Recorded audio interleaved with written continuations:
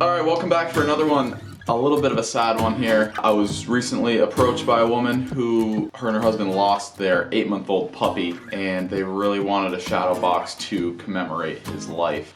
She asked for specifically 11 by 14 in a cherry frame. She sent me some photos, we went back and forth about which ones would work best, and we came up with something pretty special. I think you're going to enjoy it. She was very happy with the end product, and I think a shadow box is a great way to commemorate a dog's life. So, without any further ado, Port, forever our good boy.